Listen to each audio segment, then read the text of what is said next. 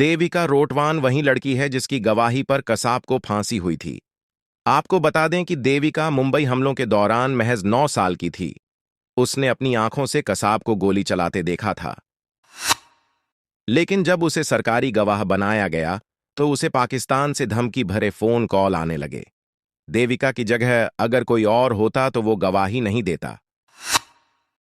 लेकिन इस बहादुर लड़की ने न सिर्फ कसाब के खिलाफ गवाही दी, बल्कि सीना तान के बिना किसी सुरक्षा के मुंबई हमले के बाद भी 5 साल तक अपनी उसी झुग्गी झोपड़ी में रही। लेकिन इस देशभक्ति के बदले उसे क्या मिला? लोगों ने साथ तक नहीं दिया। आपको बता दें कि देविका रोटवान जब सरकारी गवाह बनने को राजी हो गई तो उसके बाद उसे उसके स्कूल से निकाल दिया गया, क्योंकि स्कूल प्रशासन का कहना था कि आपकी लड़की को आतंकियों से धमकी मिलती है, जिससे हमारे दूसरे स्टूडेंट्स को भी जान का खतरा पैदा हो सकता है। देविका के रिश्तेदारों ने उससे दूरी बना ली, क्योंकि उन्हें पाकिस्तानी आतंकियों से डर लगता था, जो लगातार देविका को धमकी देते थे। देविका को सरकारी सम्मान जरूर मिला। उसे हर उस समारोह में बुलाया जाता था जहां मुंबई हमले के वीरों और शहीदों को सम्मानित किया जाता था। लेकिन देविका बताती है कि सम्मान से पेट नहीं भरता। मकान मालिक उन्हें तंग करता है। उसे लगता है कि सरकार ने देविका के परिवार को सम्मान के तौर पे करोड़ों रुपए दिए हैं, जबकि असलियत यह है कि देविका को अपनी देशभक्ति की बहुत भरी कीमत चुकानी पड़ी है।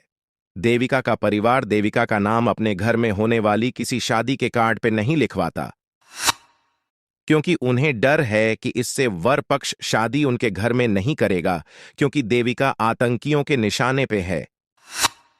देविका के परिवार ने अपनी आर्थिक तंगी की बात कई बार राज्य सरकार और पीएमओ तक भी पहुंचाई, लेकिन परिणाम ढाक के 3 पात निकला।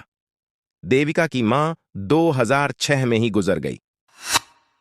देविका के घर में आप जाएंगे तो उसके साथ कई नेताओं ने फोटो खिंचवाई है, कई मेडल रखे हैं, लेकिन इन सब से पेट नहीं चलता। देविका बताती है कि उसके रिश्तेदारों को लगता है कि हमें सरकार से करोड़ों रुपए इनाम मिले हैं, लेकिन असल स्थिति ये है कि 2 रोटी के लिए भी उनका परिवार तरसता है।